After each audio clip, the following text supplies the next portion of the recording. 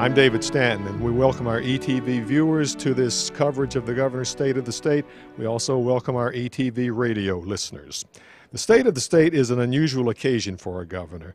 It's a chance to speak directly to the people of South Carolina in an unfiltered manner, and it's a chance to tell them about the accomplishments of her administration for the past year, but more important, to talk about the things that she would like to see done in the coming year. That is, lay out an agenda. And what's going to be at the top of her agenda? If you guessed jobs, you're absolutely correct. That's been a constant refrain of Governor Haley since she has been governor. She's expected to talk about the jobs that have been brought to the state in the last year and the jobs she hopes to bring. Now let's go to the State House chambers. The Joint Assembly will please come to order. Sergeant.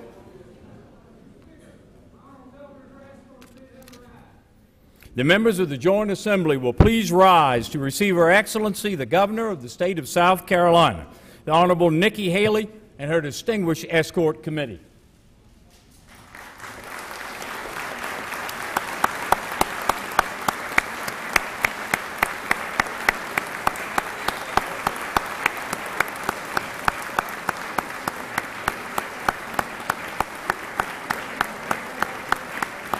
Shake hands with somebody. The feel-good portion of the speech is a chance for the governor to speak directly to some of the members of the House of Representatives and the Senate. She served in the House of Representatives for 6 years and likely knows quite a few of the members there. One member of the governor's welcoming party is Katrina Shealy, who is a new state senator just elected in November with the help of one Nikki Haley. And there the governor is embracing some of the House members, some of the senators. She makes her way up to the podium.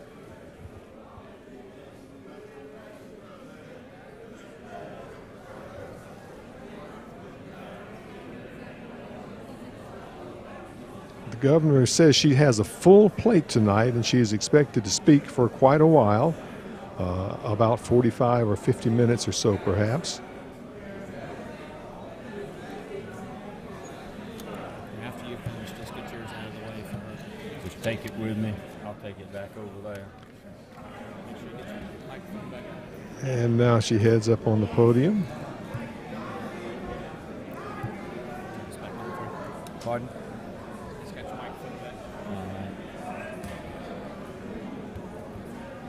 Again, House Speaker Bobby Harrell and Lieutenant Governor Glenn McConnell are there to greet her. There you go. How are you? I feel like I hadn't seen you in forever. Yeah, we've been on the road for a while.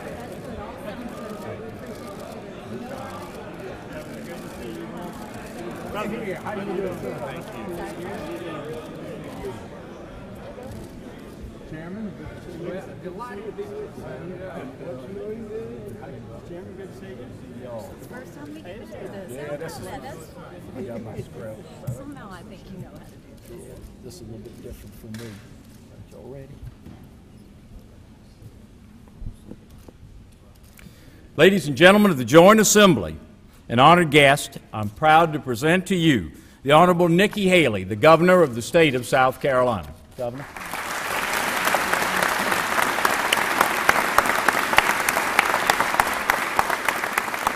Thank you. Thank you very much.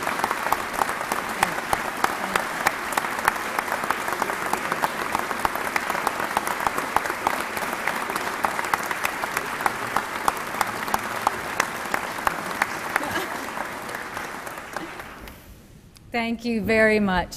Mr. Speaker, Mr. President, ladies and gentlemen of the General Assembly, constitutional officers, and my fellow South Carolinians.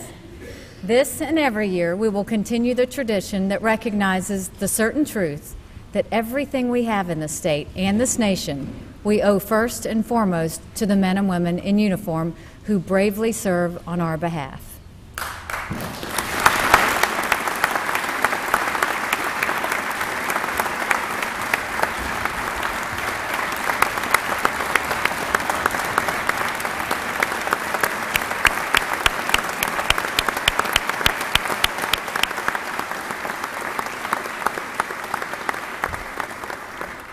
So now please join me as we pay tribute to those who gave the last full measure of devotion in the service of their state and country this past year. Chief David Lee Crenshaw, Pendleton. Sergeant Channing B. Hicks, Greer. Sergeant John D. Metter II, Columbia. First Lieutenant Ryan D. Rawle, Lexington. Master Corporal Sandra Sandy Rogers, Aiken. Private First Class Adam C. Ross, Lyman. Sergeant First Class Matthew B. Thomas, Travelers Rest. On behalf of all South Carolinians, to their families, know that we will never forget.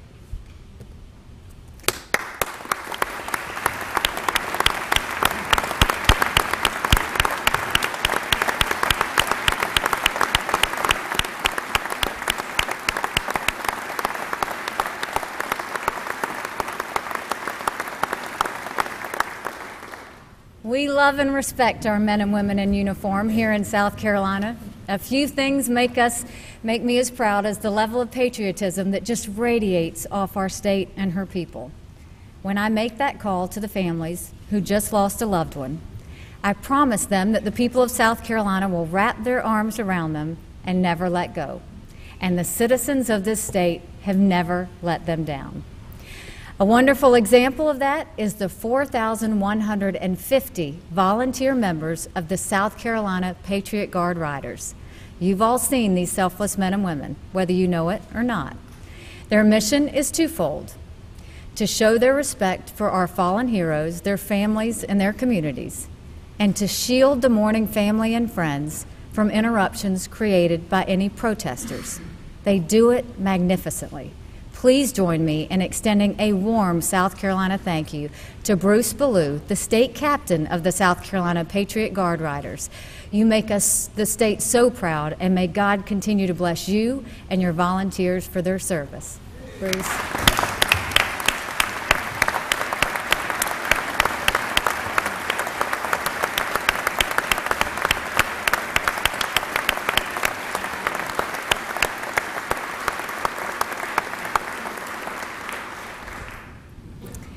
We have another very special guest with us tonight, a hardcore rock star, Brigadier General Lori Reynolds, the commanding general of one of the greatest military institutions that's ever existed, the Marine Corps Recruit Depot, Parris Island. If you don't believe me, tour it yourself, but take my advice, don't mess with this general. The Marine Corps has been at Parris Island since 1915 and has trained there for every major conflict of the 20th and 21st centuries. We are so proud of our Marine Corps, so proud that the most impressive Marine training facility in the world is located right here in South Carolina, and so proud that General Lori Reynolds now calls the Palmetto State home. Thank you, General.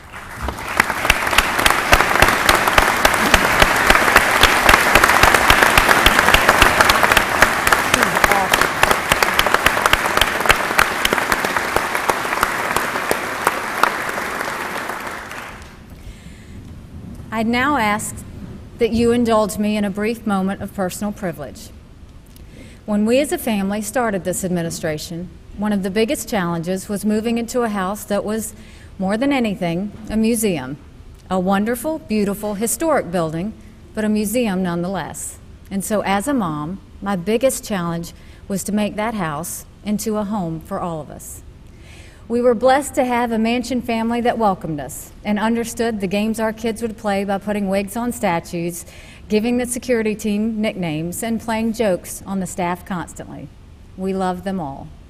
But there was one person that blessed our lives in a way that no one else could.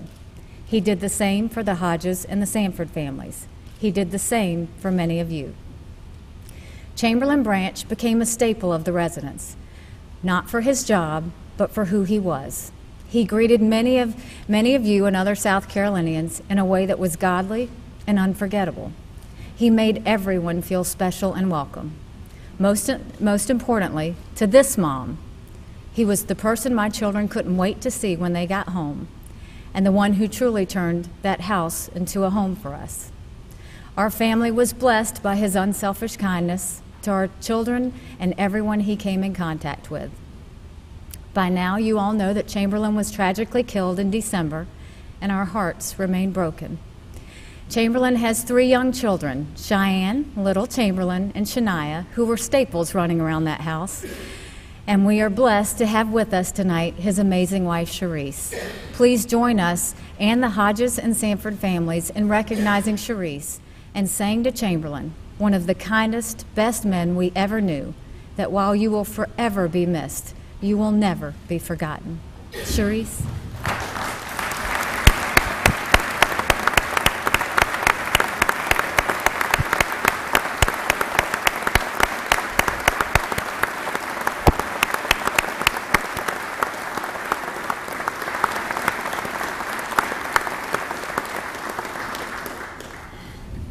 I also have the pleasure of being humbled by 2 little ones who remind me how cool it is to be their mom every day.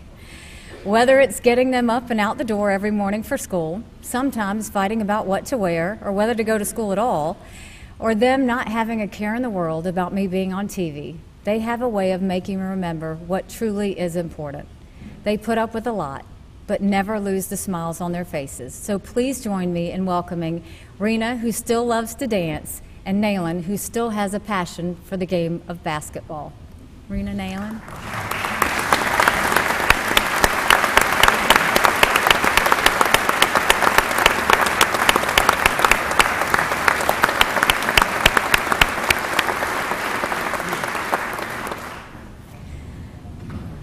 Of course, our family is clearly missing someone tonight. Michael is not with us as he is deployed with the South Carolina Army National Guard ADT 49 to Afghanistan. We will miss him terribly, but he is doing exactly what he signed up to do, serve his country. He is excited to answer the call, and his only ask to me was to remind our state and country that we are just one of thousands of families that show the bond and know the military service that is given. Michael, Rena, Naylan, and I thank you for the many prayers and messages of support that have been sent to our family. It has given us strength and inspiration, and we look forward to having him and his entire unit back safely with us next year.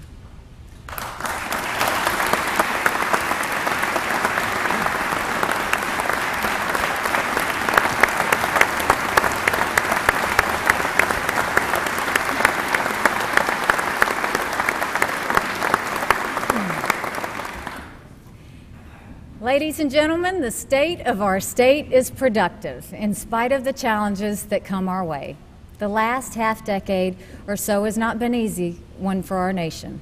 Through the financial crisis and the deep recession that followed, we have watched Washington flounder on both sides of the aisle, bouncing from one so-called solution to another.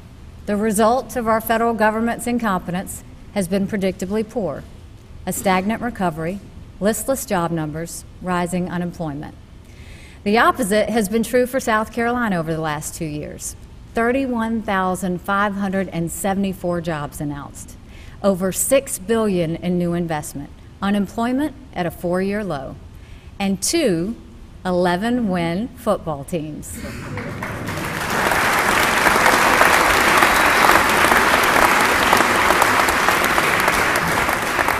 I was a proud governor when both our schools won their bowl games this year. And tonight, we have 2 very special guests with us, the quarterbacks who led both the Clemson Tigers and the South Carolina Gamecocks on game-winning drives on the biggest stage of their lives. Please welcome to the State House and give a huge round of applause to Clemson's Taj Boyd and Carolina's Dylan Thompson.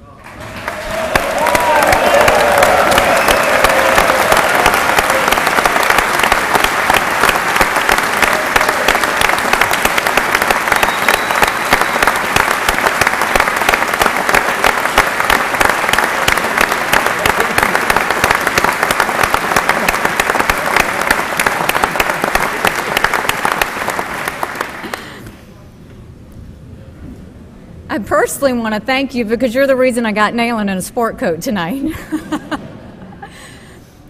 Coming into office, I made a promise to the people of South Carolina, a promise to eat, sleep, and breathe jobs in our state. We have all the tools to be successful.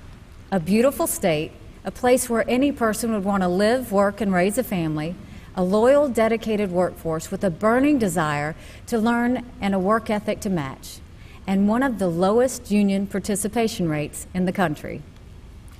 We needed to let the nation and the world know that South Carolina was open for business, show them the positives of our great state and the progress that we have made as a state and as a people, and we have. In 2 years, we have announced new jobs in 45 of South Carolina's 46 counties. We've announced more than 6,300 new jobs to rural areas of our state. We've cut taxes on small businesses, and special thanks to Chairman Brian White and Representative Tommy Stringer for their fight to make that happen. We've passed tort reform that for the first time ever puts a cap on lawsuit damages. We've fought against the unionization of South Carolina, cherishing the direct relationship between companies and the employees and how they manage that. We've, through Lillian Collar and the Department of Social Services, moved more than 14,000 families from welfare to work. We've created an agribusiness partnership to showcase the largest industry in our state. We've been awarded, for the second consecutive year, a gold shovel in recognition of our economic development success. We've been ranked the second best state in the nation as a place to do business. But as Secretary Hitt knows, we aren't going to stop until we're first.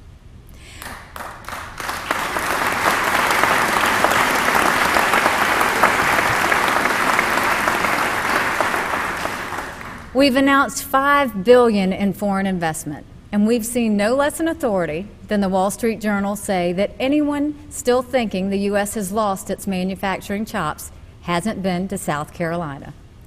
South Carolina is truly becoming the it state when it comes to economic development and job creation, not just in the United States, but worldwide. With us tonight are a number of people who are proof positive that what we are doing is working, and I'd like to ask you to help me welcome these wonderful friends of South Carolina. To those whose names I call, please stand and remain standing, and please hold your applause until the end. Representing 500 jobs in Anderson and Lexington counties from Michelin North America, Richard Kornacki. Representing 126 jobs in Georgetown and Williamsburg County from Agro America, Vicki Thornton. Representing 124 jobs in Union County from Belk, Dave Penrod. Representing 100 jobs in Colleton County from Sarlaflex Incorporated, Krishna Junjunwala. Representing 1,000 jobs in Lancaster County from Red Ventures, Mark Brodsky. Representing 200 jobs in Berkeley County from Nexans, Cam Dowlett. Representing 80 jobs in Florence County from McCall Farms, Henry Swink. Representing 750 jobs in Richland County from WMNS North America, Reese McCurdy. Representing 190 jobs in Chesterfield County from Schaeffler Group USA, Bruce Warmbold. Representing 50 jobs in Bamberg County from Tobel Accumulator, Jim Tobel. Representing Honda of South Carolina Manufacturing, Brian Newman, in celebration of the fact that they just produced their 2.5 millionth ATV. Representing Fujifilm Manufacturing USA, John Wayno, in celebration of the 25th anniversary of Fujifilm being in Greenwood, South Carolina. Please join me in showing our support to these great friends, old and new, and thanking them for making South Carolina their home.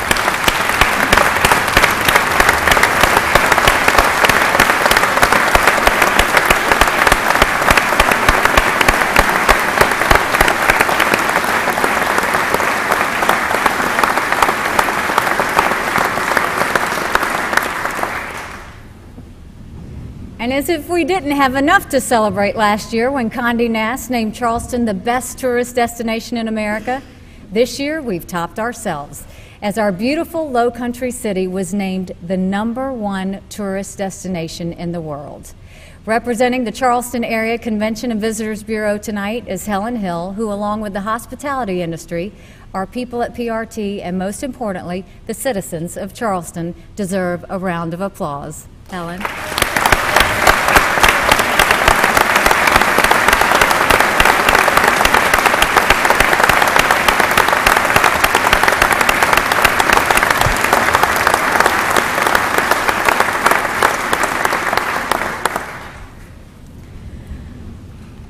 I'm also of the mind that when any South Carolinian succeeds, it's a great day in South Carolina.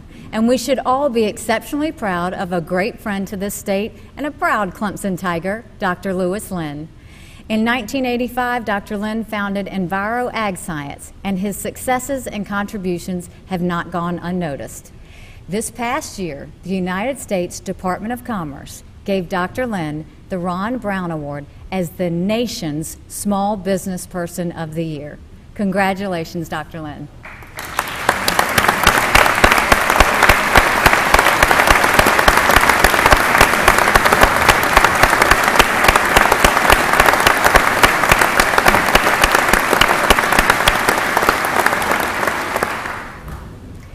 That the companies represented here tonight chose South Carolina to be their home is a tribute to the kind of state we have right now.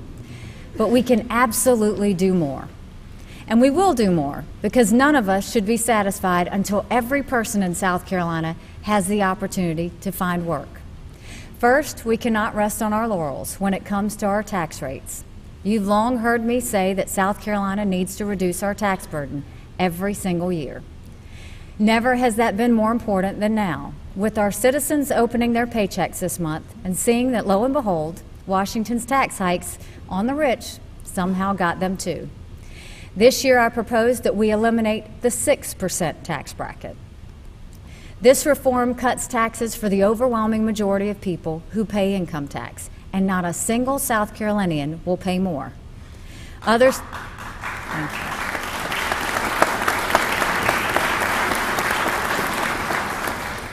Other states have seen the successes we've had in South Carolina and are nipping at our heels. Look around the nation and see all the governors, the legislators, the states that are proposing slashing or even eliminating their income taxes. We have to keep up. Second, we need to take a serious look at our regulatory environment. If government is costing a business time, then government is costing that business money. And while the legislature convenes annually to look at new legislation and regulations, I know of no joint legislative and executive effort that comes together to look at removing regulations that stymie the private sector and hold our economy back. That changes this year. Tonight, I am announcing the formation of a gubernatorial task force, largely to be made up of members of the business community that will review regulations and recommend those we can eliminate. Some changes can and will be made at the agency level, which is why one of the appointments I make will be the chairman of Commerce's Small Business Regulatory Committee, Dan Dennis, and why I will be directing by executive order all of my agencies to begin this review process. But some may require legislative action, which is why I'm asking you to join me in this effort and inviting Majority Leader Peeler, Minority Leader Setzler, Majority Leader Bannister, and Minority Leader Rutherford to each make an appointment to the task force. It has always been my belief that the best way to recruit new businesses in our state is to take care of the businesses we already have. And that, with the business community as our biggest cheerleaders, there is nothing we can't accomplish in the great state of South Carolina.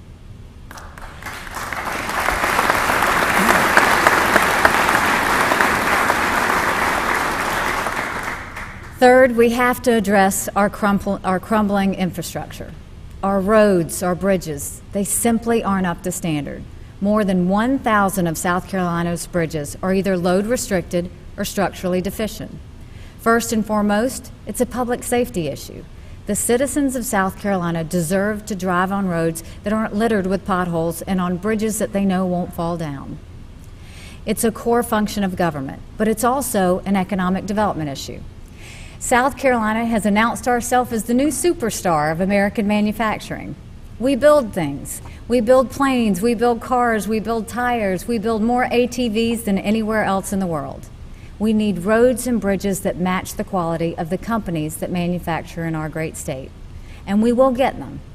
But I will not now, not ever, support raising the gas tax.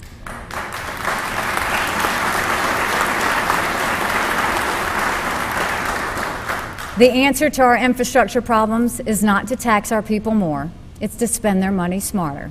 Why would we raise the gas tax to improve infrastructure when all the gas tax dollars we currently collect don't go to improving our infrastructure now?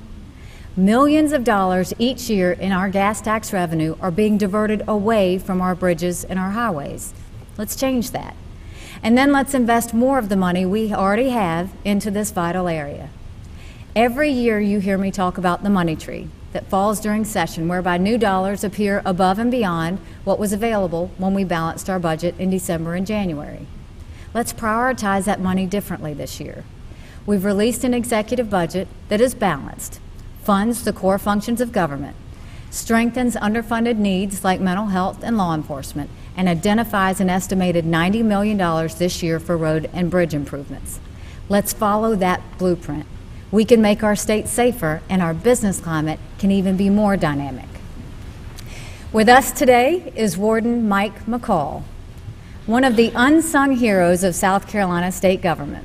Warden McCall runs Lee Correctional Institution, one of our most dangerous prisons, housing the worst of our convicts. As a legislator, it was always my belief that giving money to corrections was giving money to criminals, and that there were better, more noble places to put our tax dollars. Warden McCall will tell you that's not true. Twice in the past year, the warden has had the prisoners take control of parts of his prison. He has seen one of his guards, Kevin Doyle, viciously beaten and left for dead in a janitor's closet. Yet Lee Correctional has no towers, no wands, and few cameras. I've been there. I've seen it. Warden McCall will tell you that if we give money to his facility, it's not going to prisoners, it's going to guards. And that for them is a matter of life or death. Join me in thanking Warden Mike McCall, and join me this budget year in helping to keep him and all of our prison guards safe and secure. Warden.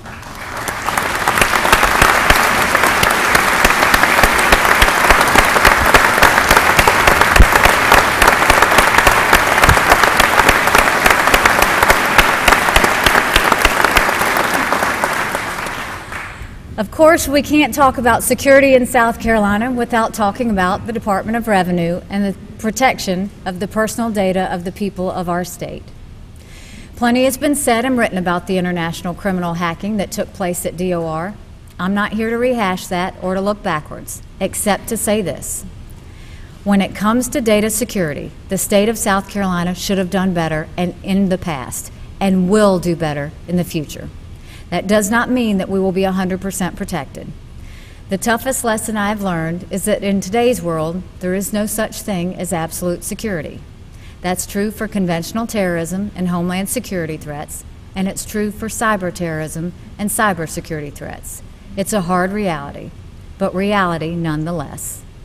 What it does mean is that we will do everything we can to make sure that no state in the country has better security measures in place than we do. Already, we have taken a number of steps in that direction at the Department of Revenue. We are encrypting all personal and sensitive data. This month, we will have completed implementation of two-factor identification for DOR employees. We are segmenting our networks to make sure that our most sensitive information is protected separately and securely. We have created a security council within the department, a team of professionals that will meet regularly to discuss the state of our security in this changing world and constantly update our processes. By the end of this process, the Department of Revenue's data will be as secure as any in the private or public sector. But it's not just DOR that requires our attention. In October, I asked Inspector General Pat Maley to review the IT standards and practices in our state government. His report made clear the following. While cybersecurity policies were carried out on nearly a daily basis in almost every agency, South Carolina lacks a single entity with the authority necessary to better secure our systems. We must fix that, and we must fix it this year. I have also directed every single cabinet agency to work with our state IT department and make sure that 24 hours a day, 7 days a week, 52 weeks a year, our systems will be watched. These measures are not cost-free, but they are necessary. And I want to thank Chairman Hugh Leatherman and Chairman Brian White for their help in enabling the state to respond forcefully to this attack. My ask to you tonight is to ensure that it's not just cabinet agencies, but every agency in state government that is working with our state IT department to provide our citizens the security they deserve. To date, more than 1.1 million South Carolinians have signed up for credit protection, either through Experian or through Dun & Bradstreet. They are good, honorable companies who will help keep our information protected and at the same time be respectful to the citizens of South Carolina who have turned to them in this time of need. So to every South Carolinian watching tonight, let me say this. If you have not signed up yet for protection, if your parents have not signed up for protection, if your friends or your coworkers or your neighbors or your siblings have not signed up for protection, please urge them to do so. It is so important. Please visit www.protectmyid.com/SCDOR and use the activation code SCDOR123. There is no question that what happened at the Department of Revenue was a jolt to all of us. My pledge to the people of our state is that with all crises, all challenges, we will do everything in our power to come out stronger than before. We've come now to the part of the evening that may feel to some of you like deja vu, restructuring. Few of us would deny that our government structure is outdated, broken, and does not well serve the citizens of South Carolina. Every year, governors as far back as Dick Riley have stood before you and pleaded to bring our government into the modern era. And every year, it feels like we end up in the same place, preaching the same things, facing the same obstacles. This year, I want to keep it simple. 2 critical changes to the way South Carolina is structured. First, our Department of Education. Last year, for the first time ever, the House passed a bill that would allow governors to appoint the Superintendent of Education. I cannot overstate how important this change is. And all we are asking is that we give the voters the opportunity at the ballot box to make this constitutional change. General Zase supports it. The South Carolina House of Representatives supports it. And I believe that if given the opportunity, the people of South Carolina will support it at the ballot box. Let's give them that opportunity. They deserve it.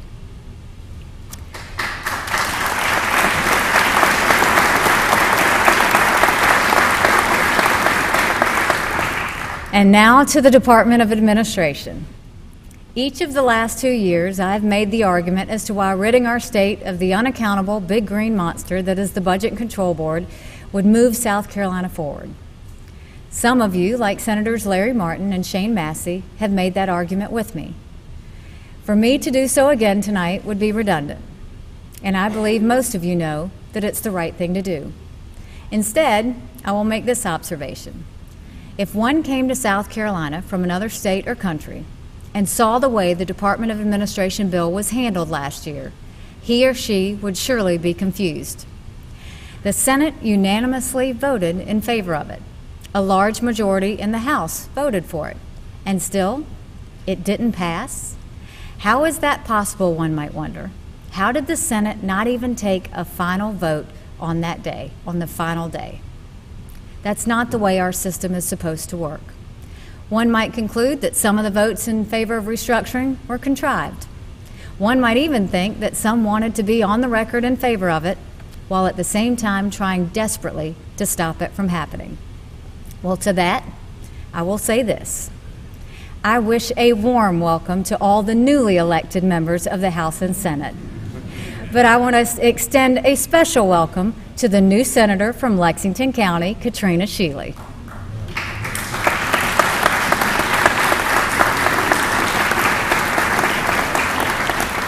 Senator Shealy represents one less excuse for those who don't want to change the wasteful and inefficient way state government operates.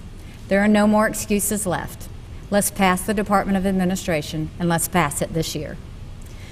Unfortunately, our structure of government isn't the only place South Carolina lags behind the rest of the country.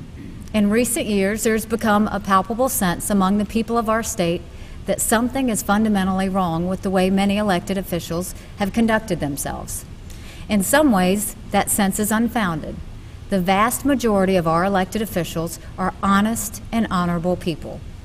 But in other ways, the public's unease is fully justified. For too long, votes weren't being recorded. Hundreds of would-be challengers were thrown off the electoral ballot while incumbents skated by untouched.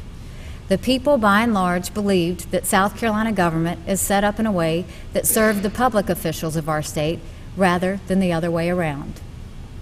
We have made some progress over the last year, starting with the passage of a bill that for the first time ever requires that every single vote on the floor of the General Assembly be on the record, and I thank you for making that a reality. But we still haven't done nearly enough.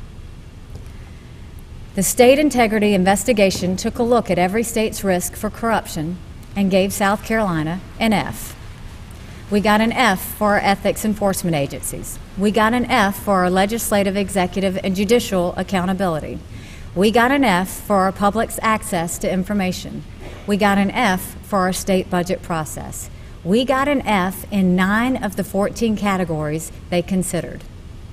Every single one of us knows that's not good enough, that the people of South Carolina deserve better, and that is our responsibility. No, that is our obligation to give it to them.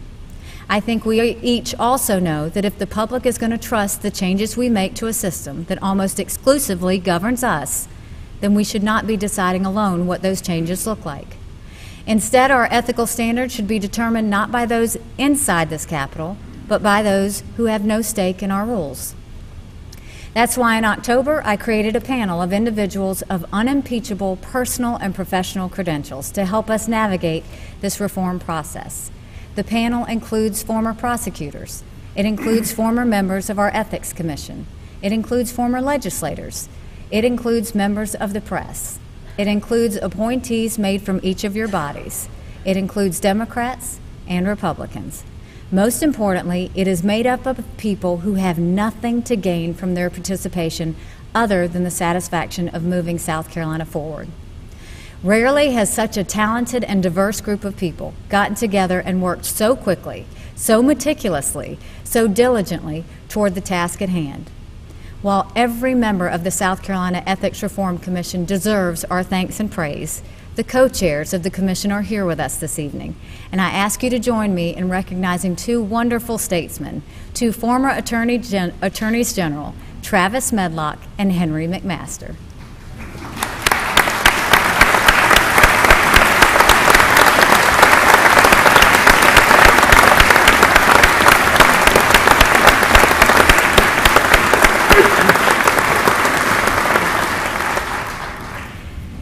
They have thrown themselves into this process with an intensity and sense of purpose that gives me great hope for the recommendations they will deliver to us within the next 2 weeks.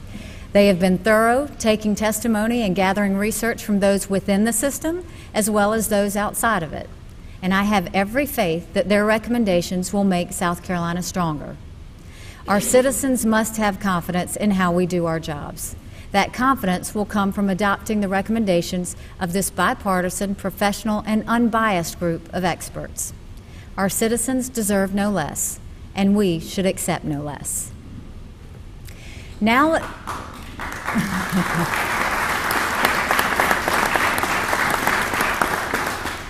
let's talk about health. For all the debate we will have over health care in the coming legislative session, I believe we all agree that we want and need a healthier South Carolina. And no one can deny that this administration, working with legislators like Representative Merle Smith and Senator Thomas Alexander, has made health a priority. We started 2011 with a Medicaid budget out of balance, and we brought it under control. We started with one of the lowest rates of insured children in the country, and now South Carolina is recognized for adopting leading-edge strategies to reach more children. We started with mental health and addictive disorder programs, hobbled by cuts, and together we have reinvested in both. We started with a Medicaid program that required little accountability for quality or cost, and we've demanded better value. These are successes we should celebrate, but let us ask a simple question. Are taxpayers getting the most health for the money they spend on health care? My answer is no, not by a long shot. We spend more money for health services per person than any nation on earth. Year after year, we devote a larger and larger portion of our paychecks, our payrolls, our state and federal budgets to health care services. Maybe we wouldn't worry about all of this spending if our outcomes were better, but they aren't. The United States is falling behind the rest of the world in infant mortality and life expectancy. And here in South Carolina, we have one of the lowest life expectancies and highest infant mortality rates in the U.S. With such high costs and such poor outcomes, why would we throw more money at the system without first demanding improved efficiency, quality, and accessibility? The Affordable Care Act, known as Obamacare, says expand first. We'll worry about the rest later. Connecticut expanded early under Obamacare and just reported a $190 million Medicaid deficit, in spite of subjecting their citizens to a massive tax increase. California just raised taxes in part to cover their Medicaid deficit, and yet needs $350 million more to pay for Obamacare next year. That's not us. That's not South Carolina. The federal government likes to wave around a $9 match like it's a silver bullet, some extraordinary benefit that we can't pass up. But what good do the $9 do us when we can't come up with the one? And what good are any dollars when they come through a program that doesn't allow us the flexibility to make the decisions that are in the best interest of the people of South Carolina? In the end, I cannot support this expansion for a very simple reason. It avoids addressing our health care system's high costs and poor outcomes. As long as I am governor of South Carolina, I will not implement the public policy disaster that is Obamacare's Medicaid expansion.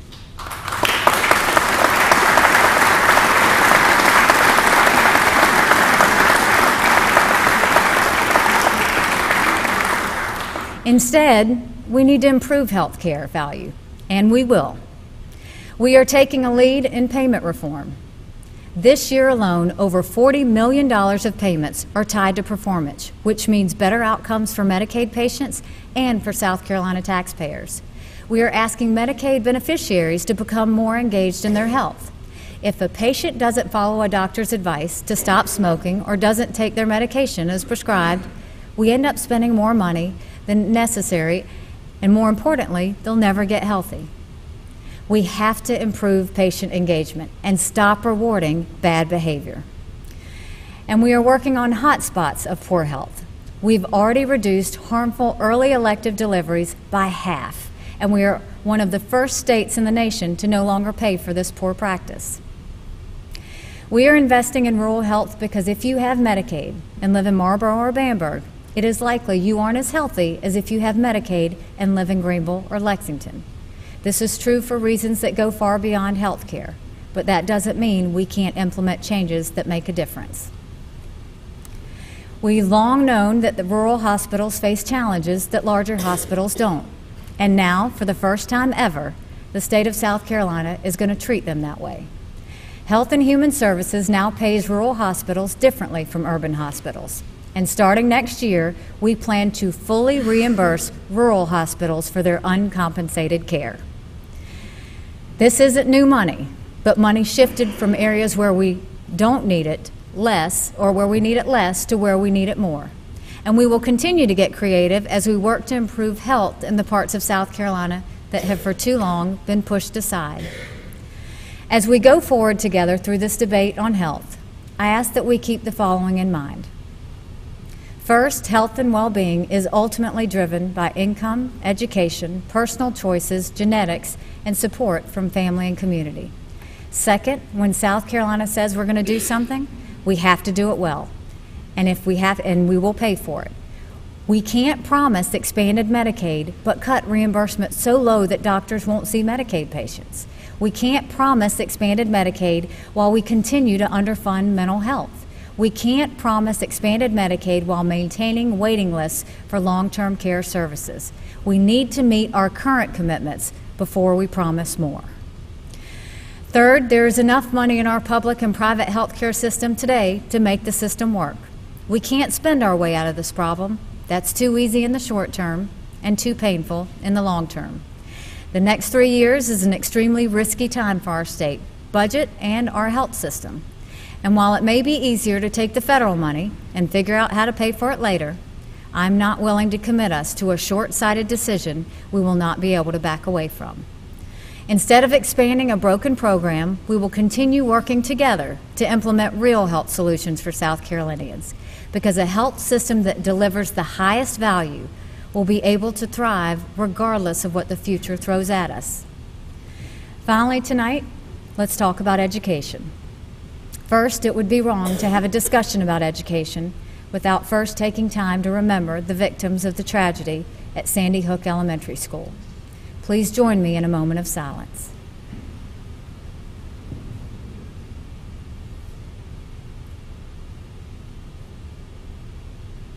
Thank you. In South Carolina, we have done some useful things on education in the last couple of years.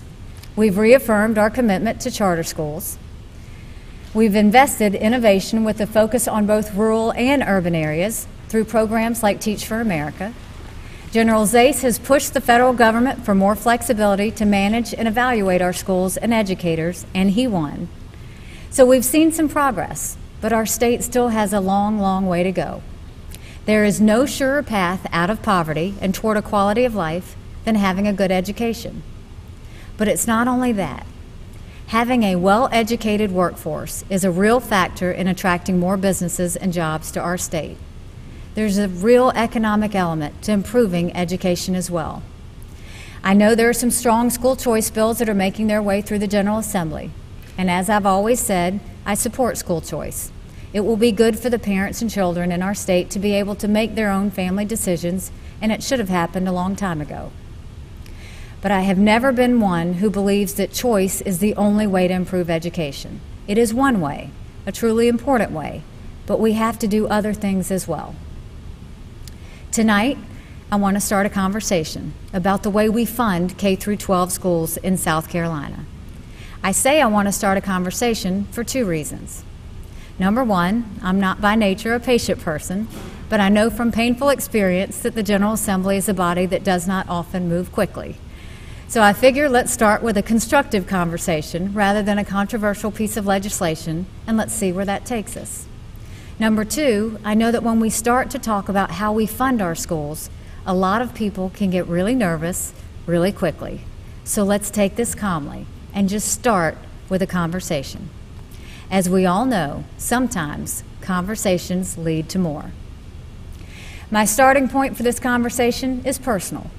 Michael and I are the proud parents of 2 children in Lexington County public schools.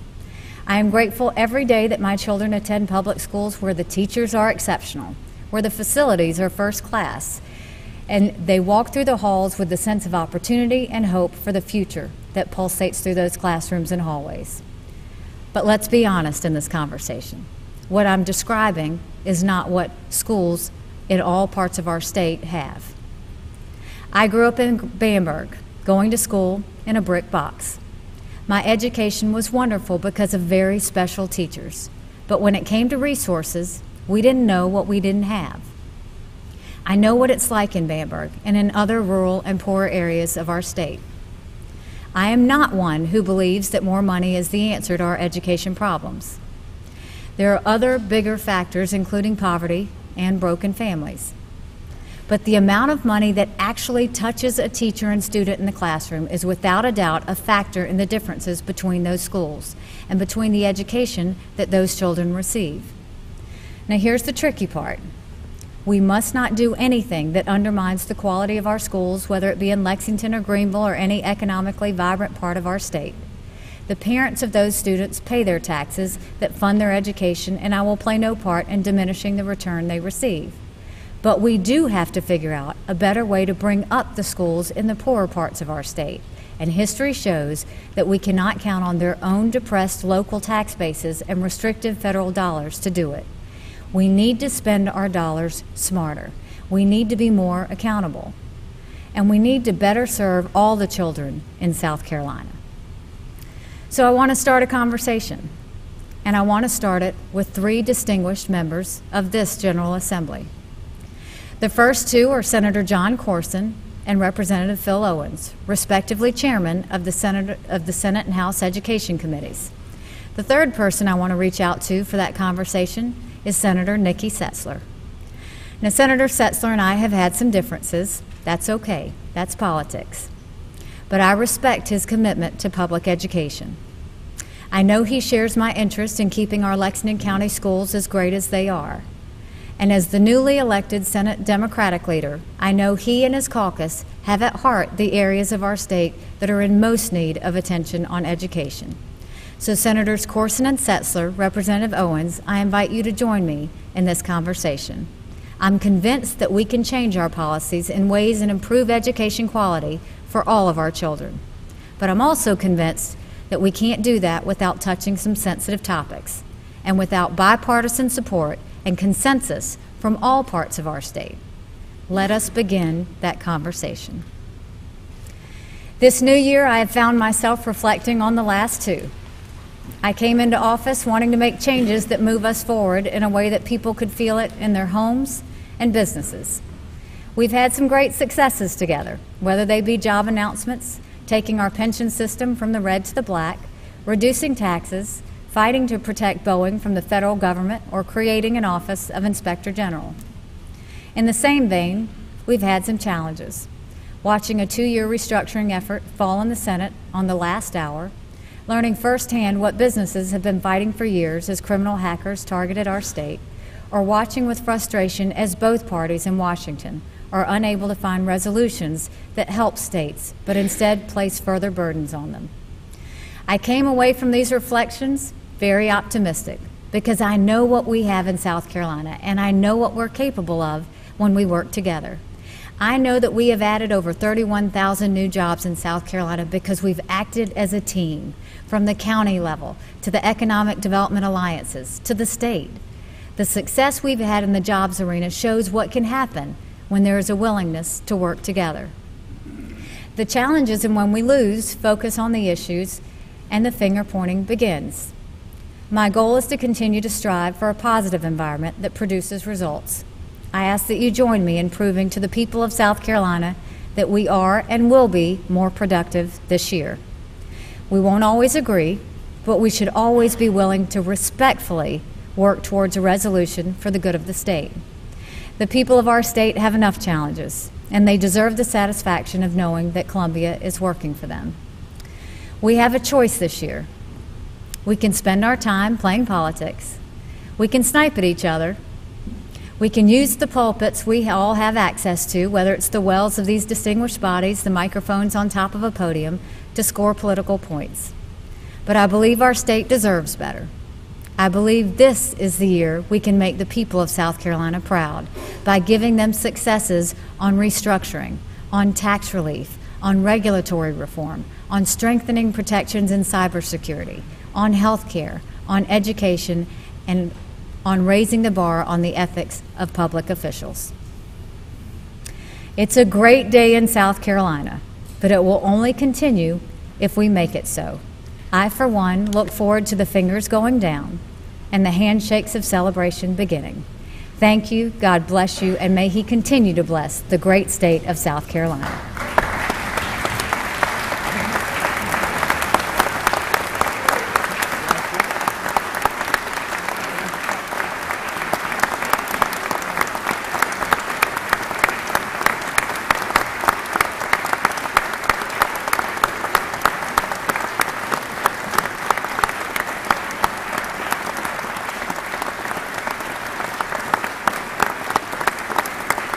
Governor Haley is winding up her third State of the State address. The governor spoke for about 54 minutes.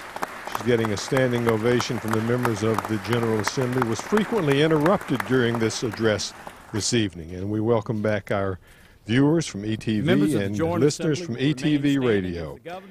Governor is now heading out of the State House chamber and give you an idea of some of the subjects she talked about: jobs, and talked about regulatory reform, reforming our tax system. She also talked about infrastructure and cybersecurity, and also health care reform. And now we have an address from the Democrats, and this is from Jill Moylan, who is a small business owner. Hello, my name is Jill Moylan. I'm not a politician, but I am a lifelong South Carolinian, a wife, a mother, and for the past 20 years, someone who's worked hard to build a small business here. Like all of you, I love our state. Like all of you, I know our state can do better. It's frustrating when politics keeps us from fulfilling our potential, especially when doing better requires nothing more than doing what's right. As a South Carolinian and a business owner, I am disappointed that our governor and her team chose to ignore expert advice and decided not to take the necessary steps to protect our personal and private information. Their choices have needlessly endangered not only my business and my identity, but also the identity of my children and every other South Carolina taxpayer and their family. As a businesswoman, I see economic opportunities across our state. So it's heartbreaking that South Carolina continues to have one of the highest jobless rates in the nation. Let's do the right thing. Instead of helping Georgia's port, we should help South Carolina's port. Instead of taking taxpayer-funded trips to Paris, our governor and her team should take a trip down Main Street and focus on a fairer tax system that helps our small South Carolina businesses grow. Small businesses are forced to shoulder more and more of the tax burden. Too much of our attention is focused on large out-of-state corporations, and we are ignoring our own homegrown businesses. It is not right, it is not fair, and it costs jobs. We can do better.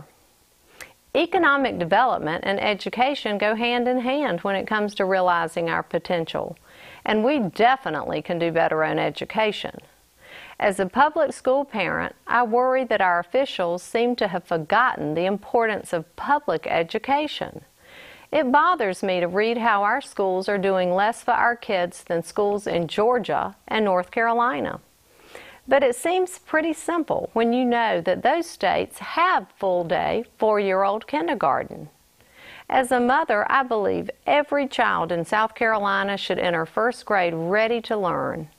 Let's accomplish that before we even consider giving our tax dollars away to private schools. And let's stop using health care to score political points. My family and I have been fortunate to have access to great doctors. Every South Carolinian deserves the same. Compromise may be a bad word to politicians, but it is the way we get business done. Name-calling and press conferences won't improve the health of a single person in this state. So let's say enough of that and make health care work for everyone. We know we can do better.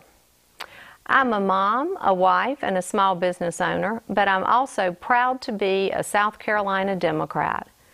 After 10 years with Republicans controlling the governor's mansion, the Senate, and the House of Representatives, there is no one left to blame.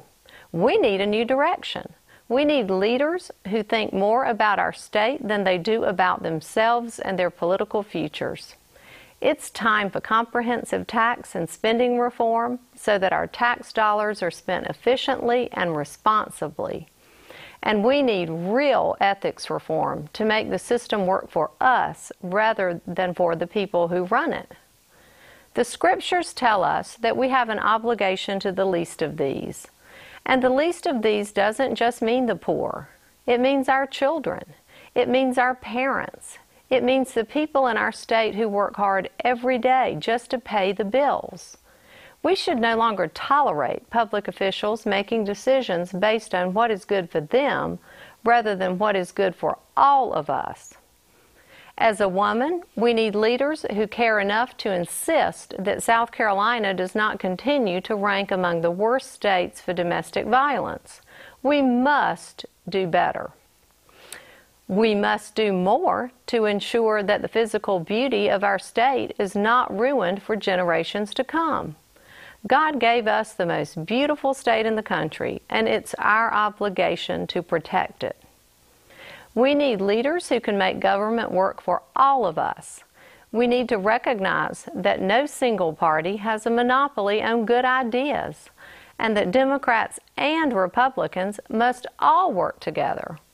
To move forward, we must end the strident partisanship, strive for civility, and work together. It's just that simple. We can do better, and to do better, we need change. Good night, God bless you, and God bless South Carolina. And that was Jill Moylan, a small business owner, with the Democratic address. We are in the State House lobby where Governor Nikki Haley has just moments ago finished her third State of the State address. And with us is Senator Harvey Peeler. He's the majority leader for the Republicans in the Senate. And Senator Peeler, what did you think of the governor's address? Good evening. I think it was a great address. I tell you, when it comes to economic development front, there's none better. She works great with Bobby Hitt and his team at the Department of Commerce, and she showcased that tonight. It's great to see our job builders and job creators here in South Carolina actually putting a face with a name, and we appreciate that. Infrastructure needs, I'm glad she touched on that. I've been very impatient about that. I've tried to be patient, but I'm not a patient person, and I'm very interested in our infrastructure needs. And that builds right into our economic development. I'm glad she touched on that. Look forward to working with her on that. David, what I hear a lot is they do not want to see South Carolina and Columbia turn into Washington, D.C. I was so proud to see that olive branch being extended, and I feel like and I hope that Senator Sessler, the new minority leader, will accept that olive branch, and we work together as a team for South Carolina. Senator Sessler is the new minority leader in the Senate this year. That's correct. We're looking forward to working with Senator Sessler, the senator from Lexington. We've worked great together before, and I'm as optimistic about this session that I've been in a long, long time. Senator Peeler, thanks so much for taking time to talk to us today. Thank you. Always a pleasure. Great. Good seeing you.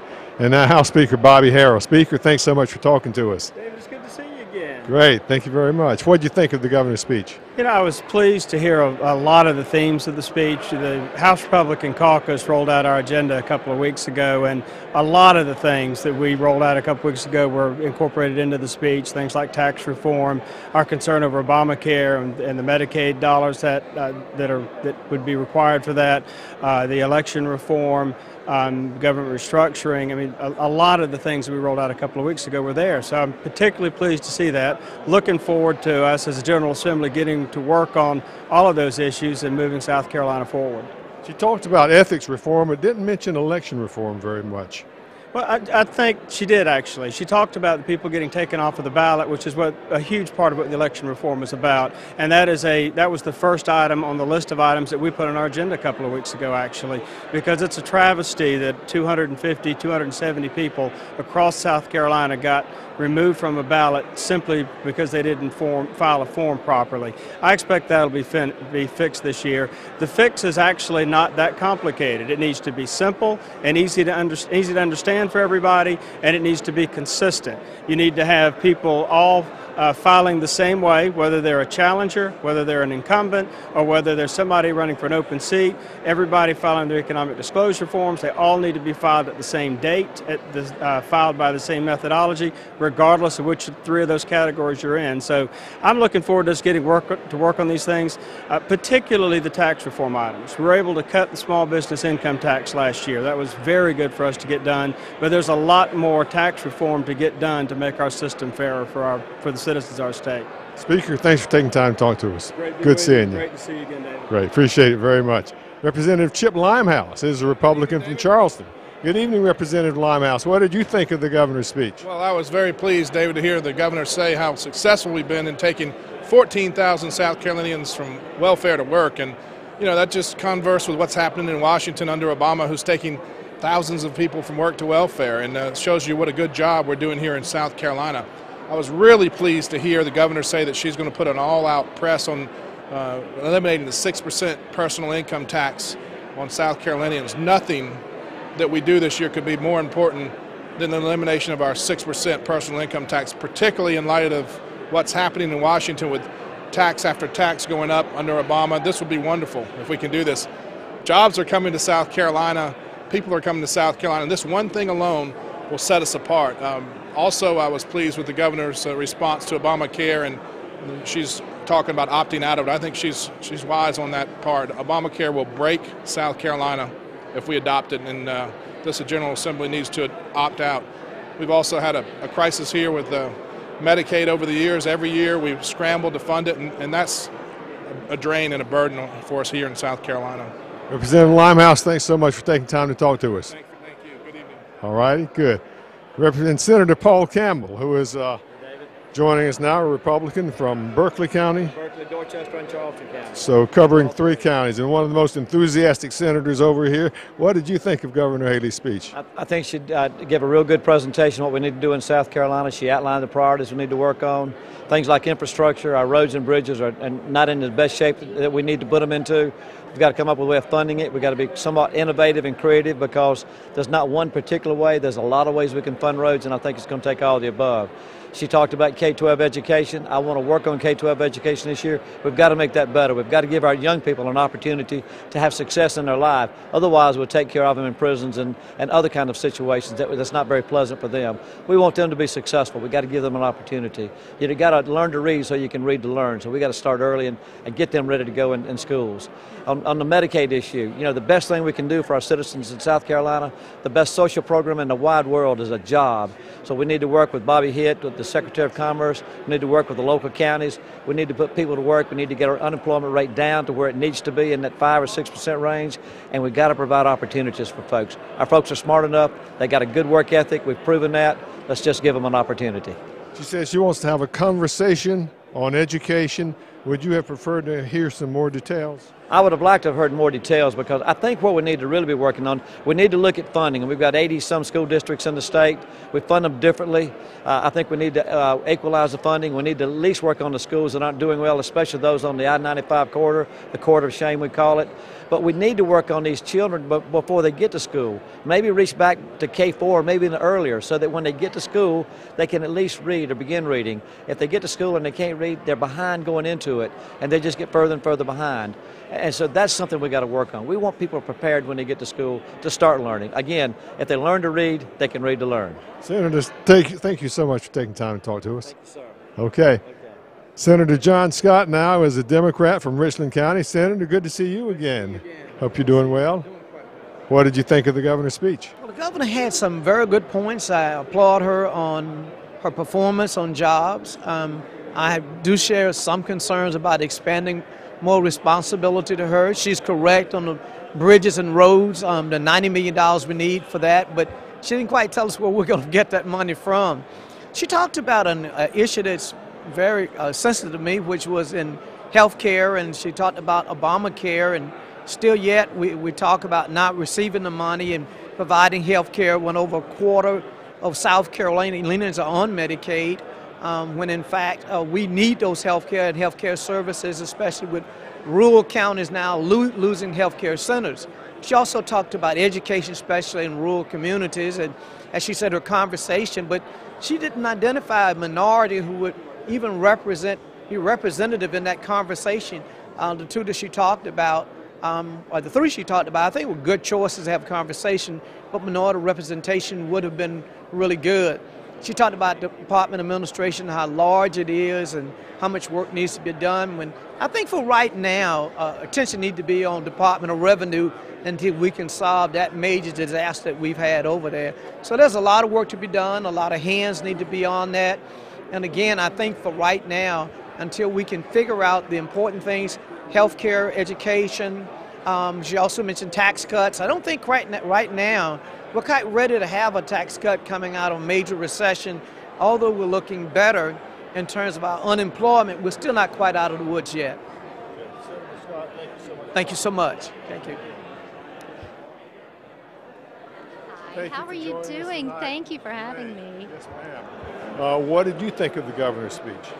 Well, I enjoyed most of it, but I do think that the DOR hacking incident is not being talked about in the correct kind of way for our state. And there were at least 8 times when the governor referred to what we have with this Experian contract as protection.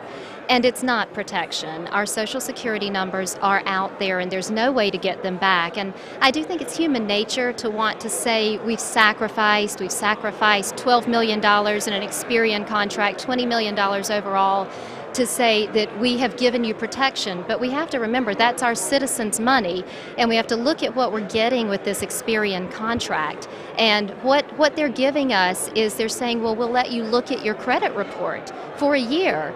And that's with Experian, which is one of 3 credit reporting agencies. Well, actually, under the FACT Act of 2003, the federal government already gives us the ability to look at our credit reports for free. South Carolina had the option to expand that, like states like Georgia and Maryland did, to allow us unlimited looks at our credit reports for free. And we didn't do that in 2003. We have fraud alerts that allow us more looks at our credit report for free, and yet we're giving Experian $12 million of taxpayer money to be able to look at our Experian credit report. And I really think that's a waste of money. Another thing that they'll say is, well, we have $10 million in protection for insurance protection through Experian in case you're a victim of identity theft. But one thing we're ignoring is we already have that protection through federal law. In 1979, Jimmy Carter signed the Electronic Funds Transfer Act, which says if you catch it in time, in a reasonable amount of time, which the Experian contract requires you to file a police report within 10 days, so you have to catch it in time. If you catch it in time, you're only liable for $50 of what was taken from you. So we already have that kind of protection. So they can't tell us that we have protection when our numbers are already out there, our personal information is already out there, but I think that we're giving people a false sense of security, calling this protection, saying that we're giving them a higher level of insurance, which we already have under federal law. I think we're wasting our money. This is a 90-year problem. Experian has said they'll charge us $10 million next year and presumably every year after that. I don't know where that money's coming from, and I'm just a freshman legislator, and $12 million might not sound like a lot of money to everybody else, but it sounds like a lot of money to me. Thank you so much for taking time to talk to us. Good luck in your first year. Thank you so much. Okay, good. Hi, welcome. Thank you very much for talking to us today. Great to be here. What did you think of the governor's speech? I'm troubled by the tone of anti-federal government, state rights. We have to, well, not just that, but even public education, just a lot of different things. Anti-unions, anti-working people. You know, we have to, in South Carolina, learn to embrace all branches of government. The state, the federal government, local government. The idea, for example, that our state superintendent wanted to give away, not take millions of dollars for public education. And so oftentimes that was the tone of that speech. And I'm hopeful that South Carolinians will begin to look at what's in our best interest collectively. Forget about political party, forget about race, forget about what our own ideology might be, our philosophy may be, but what's in the best interests of us, first individually and then collectively as South Carolina, as South Carolinians. And we have to focus and embrace the federal government. The health care aspect of the Affordable Care Act, I have a problem with that. And the thing where we'll have a conversation about public education. We know what we need to do with public education. And you know, I'm just wondering over the years how many businesses have not come to South Carolina because of the public education record. So I would like to see us as a state led by the governor to embrace all branches of government because we're going to need all of them. Thank you so much for talking with us tonight. Thank you. Okay. And next is our Lieutenant Governor, Glenn McConnell. Past years you've done this as a legislator. What was it like sitting in back of the governor? What was your impression of the speech? Well, it was a different perspective for me because usually I'm out in the audience, but I was there. And I was there as a lieutenant governor, obviously because I'm the chief advocate for aging in South Carolina. And I didn't hear anything on aging. The population's go double. The great tsunami is coming. It's probably one of the greatest human challenges we've got in South Carolina for the future. And I just really heard nothing. I was disappointed. I haven't seen it in legislative agendas as priorities, and I didn't hear it as a priority in the State of the Union or the State of the State address this evening, and I was very disappointed. I've been out and seen the face of aging. I've seen the South Carolinians who've lost their legs, their limbs, their mobility, that are struggling to make it every day. The programs have been cut 48%. Community and home-based are the most efficient way to go. Then I turn around, I applaud her on the regulatory side, but she didn't go far enough Those agencies are spewing out regulations. This General Assembly needs to vote up or down on them, not let them automatically go in effect 120 days after these executive agencies are pushing them out. I just got into a dispute with DHEC, home care providers. They took a simple bill and turned it into a booklet of regulations that would choke a mule and run up the cost for seniors. Lieutenant Governor McConnell, thank you for talking to us. Always a pleasure, and I'm sure you'll be doing some lobbying for seniors this year as we go along. Thank you now. Take care. Yes, sir. Okay.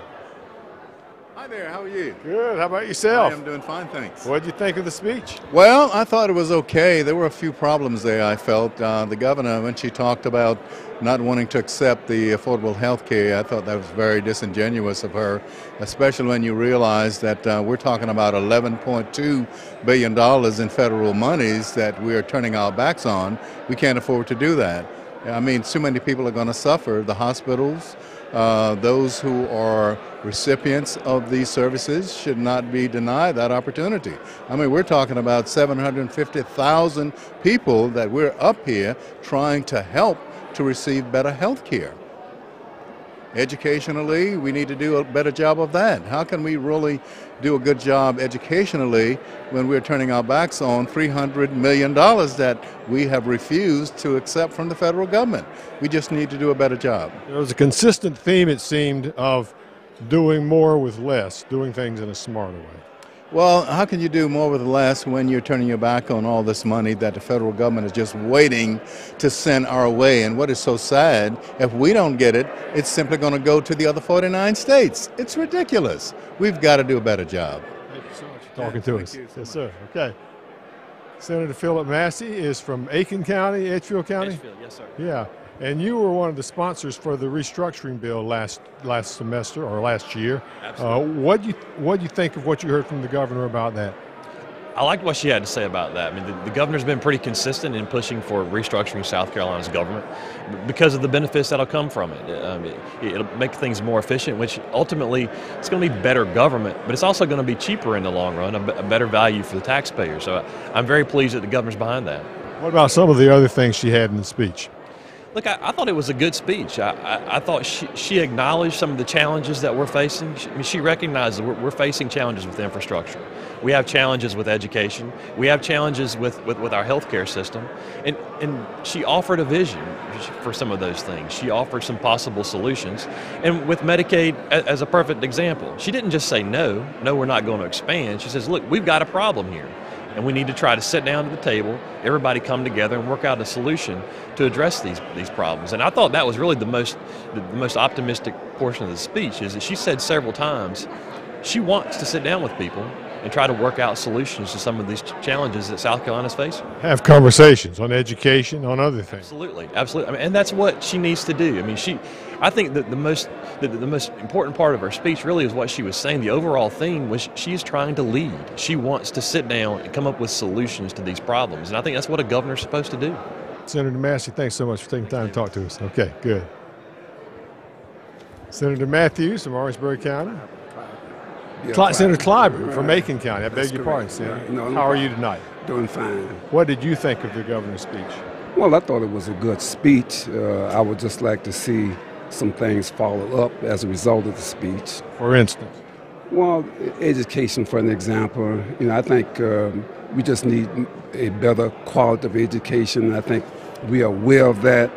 But in order to do that, I think we got to change the educational formula, and I would like to have heard a little more about that. You're talking about having a conversation, but didn't do much in laying out details about a new formula and about shifting money from some districts to other districts. That's correct. I think the governor was very sincere about what she was saying, but I would like to have heard some details. And the question becomes, how are you going to shift money without hurting some districts? Absolutely. And but it has to be done, and and I wanted her to say a little more about the veterans and getting them jobs and guaranteeing that they have a quality life when they get back. What about the health care? Well, I was a little bit disappointed. I think there's still a lot to be known about the health care, and I think South Carolina is one of the states that's really needed. And so I think there needs to be a lot of discussion, a lot of conversation on that. Thank you so much for talking with us. Thank you. Okay. And have a good session. Thank you. Okay. Hello. How are you? Fine. How about yourself? I'm doing great. Thank you so much for talking with us. Yes, absolutely. What did you think of the governor's speech?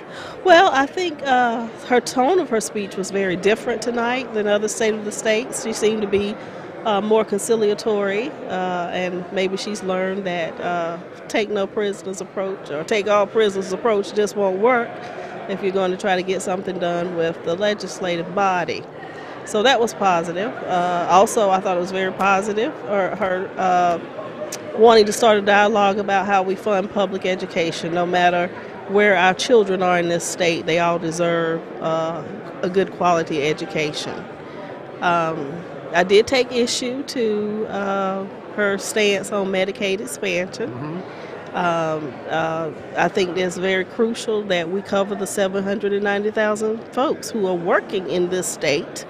You know, we're not talking about deadbeats, we're talking about working families who do not have health care coverage.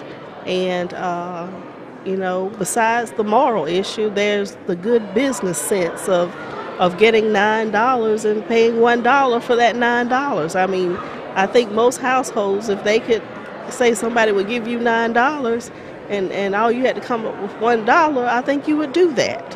And so when we're smart enough to do that and figure out how we can be successful to boost our economy with the jobs that will come from that, and support our hospitals. They've spoken to us loud and clear and told us that their charity dollars are going away if we do not expand Medicaid, because that was part of the formula.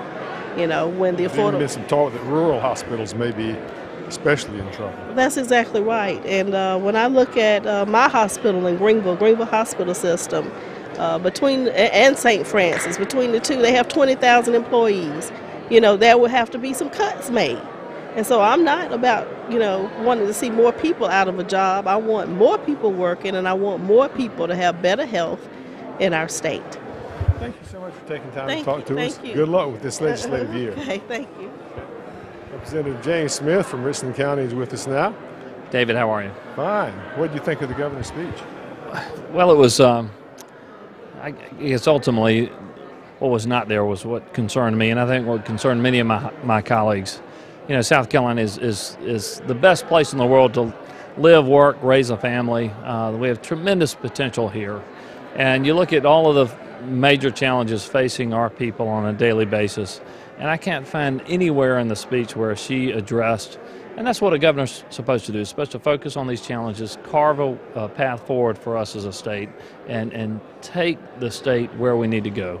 And whether it was education, I mean, healthcare was simply a no, we're not going to. It wasn't a how we address these issues, but still we're going to require South Carolinians to pay for the healthcare, $11 billion of it, for other states that will participate. And the education notion that all of a sudden, after 2 years in office, we're going to start a conversation about education.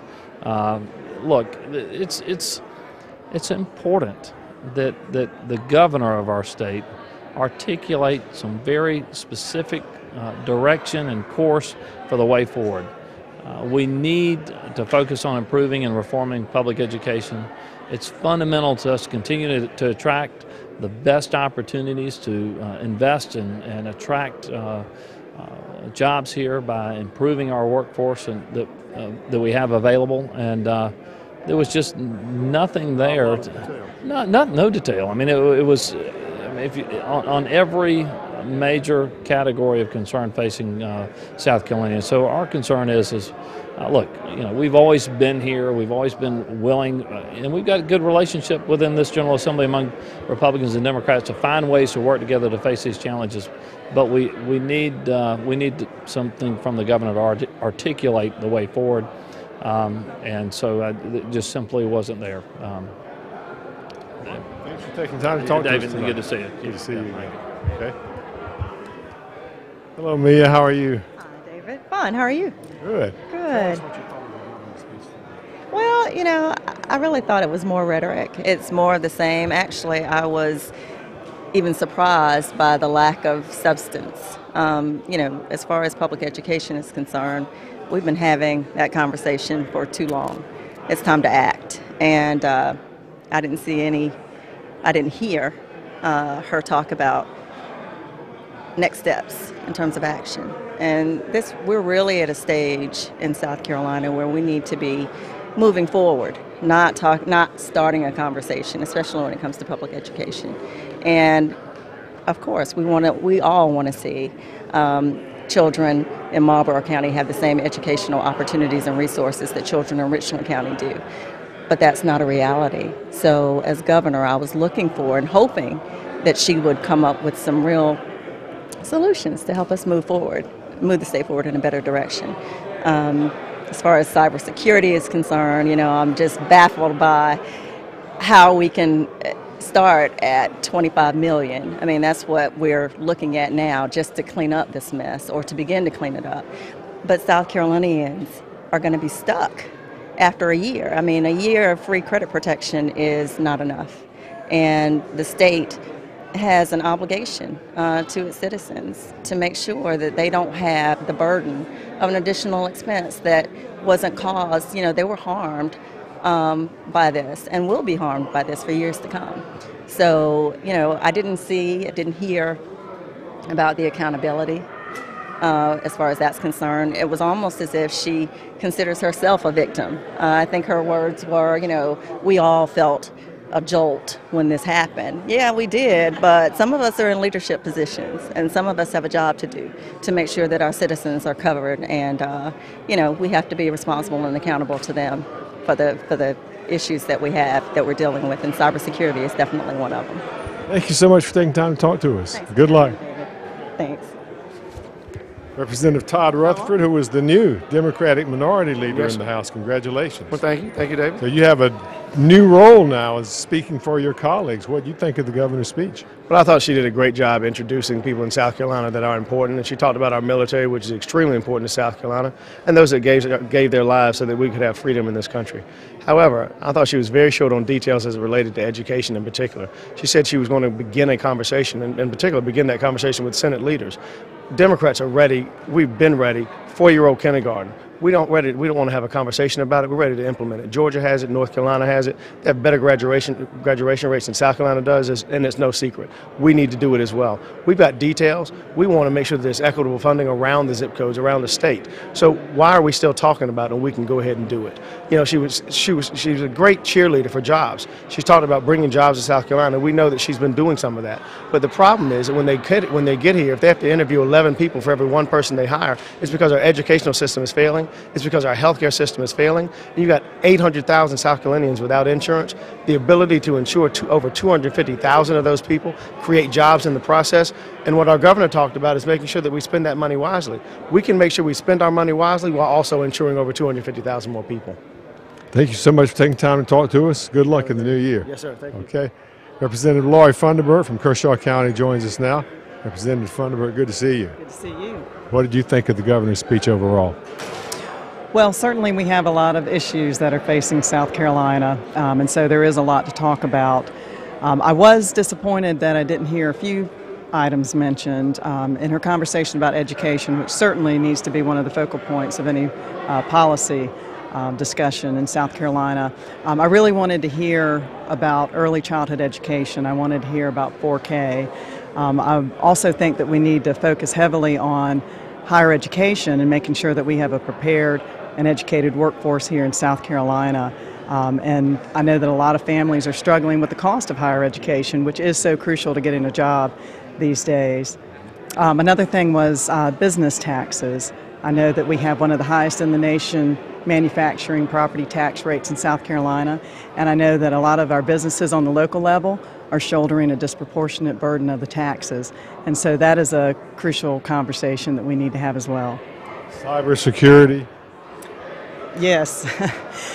Citizens in our state are very puzzled at how such a hacking of such a magnitude could have happened here in South Carolina, and it is a responsibility that South Carolina is going to have not only for today's folks, but for our children and grandchildren. And so we have an enormous responsibility to the citizens of South Carolina to make this right and to make them feel secure about the information that they share with us as a state. Okay, thanks so much for taking time to talk to us. Okay, good luck. Representative Walt McLeod is next. Representative is from Little Mountain, Newberry County. Great. Thank you for talking to us tonight.